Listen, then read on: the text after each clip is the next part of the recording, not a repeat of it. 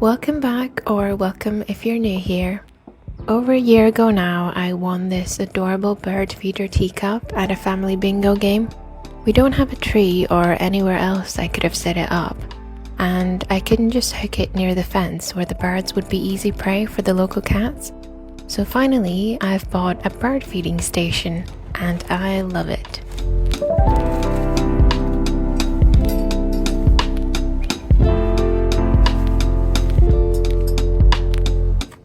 I really should have done it sooner, but anyhow, I'm glad it's finally up in our garden.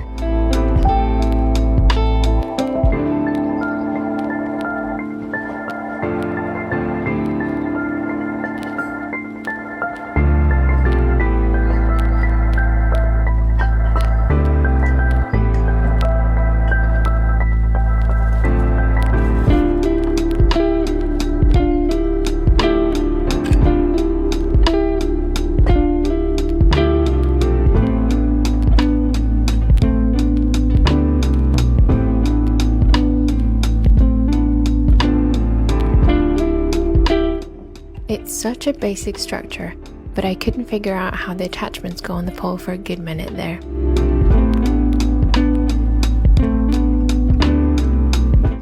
I'm looking for the instructions. Nope, that's just the thank you card. I managed it in the end. It is sturdy enough, however it does twist around from all the bird action, so I might go back and fix that later. The rope on the teacup was quite long, which made it easy to tip over. I added a knot there and shortened the rest so that it feels stable and hangs higher from the ground.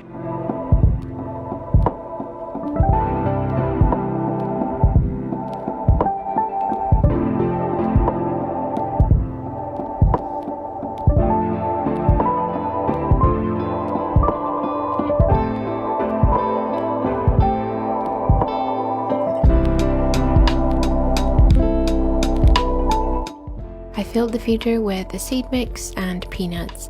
They seem to love the peanuts especially, but the seeds don't last much longer after.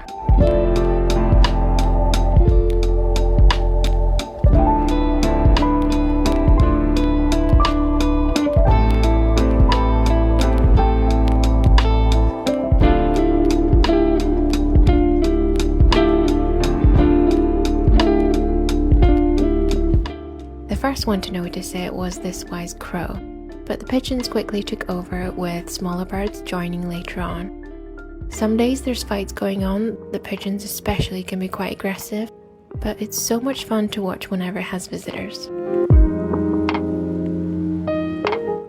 A couple of weeks ago I sowed these 3 packs of seeds. I picked lamb's lettuce, also known as corn salad, that we really love, landcress that I've not tried before, and a mix of oriental salad leaves. I have them all in these containers for now, as that's the best I can offer. My favourite, lamb's lettuce, is taking forever to appear. The landcress has just come up, but the mixed oriental seeds were out within a few days and are going really strong. That includes mibuna, mizuna, mustard, pak choy, and some others. So excited to see them all grow. I would have filmed the process of doing it, but it was raining at the time. My shed is not organised well enough to accommodate a tripod, and I just wanted to get them germinating as soon as possible. Now, at the front of the house, there is a huge flower bed that I'm trying to fill. It already has lavender, peony, irises, alliums, and some other bits, but there's still plenty of room. I got some gorgeous double daffodil bulbs, and I'm about to plant them in here.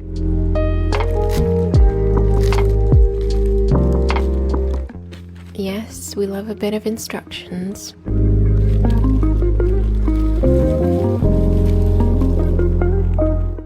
I just noticed that there's primroses hiding under the lavender. Completely forgot about them. Think they were a purple colour?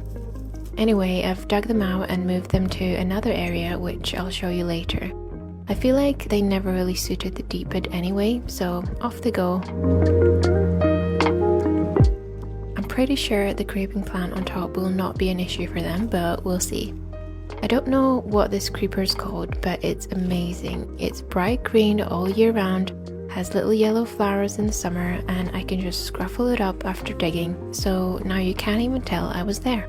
Can't wait to see these in spring. saving a few bulbs to fill in the gaps around the lavender, but I'm waiting for some tulip bulbs to arrive as well, and I'll do them all together. This is where I'll put the primroses. Can't think of anywhere else they would suit, and I think they will look nice here, like a border along the edge. I was about to just dig in, but figured it's probably a good idea to space them out and plan ahead. I know these can be separated, and I'm hoping I didn't just kill them by ripping them apart.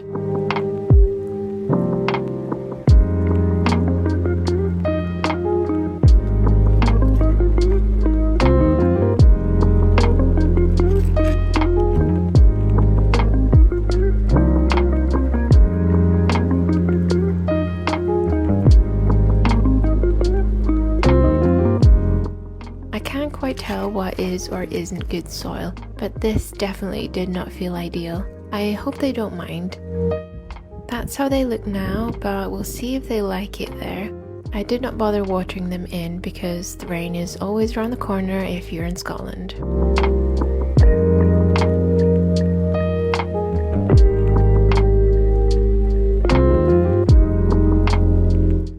This is Ruby. Hello, darling. And this is my current craft project. It will be a knit maxi skirt, which is a piece of clothing I'm missing from my wardrobe.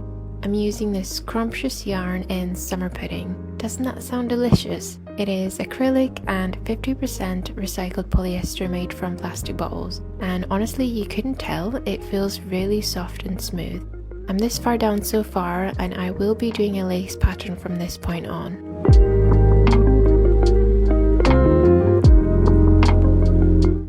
I did a few rows of this, but it did not look the way I intended it to, so I frogged that whole section and had to start over.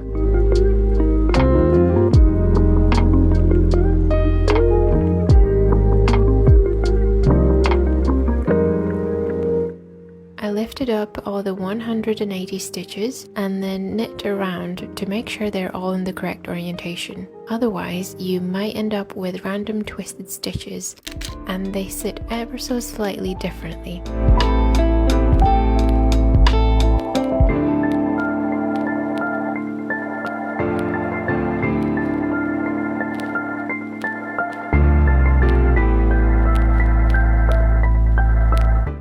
After all that, I went back to the pattern design and tried to think of a way to modify it, but realized it's just not working for the vision I had in mind. I've found another lace pattern to work with instead, and I'll update you on that next time.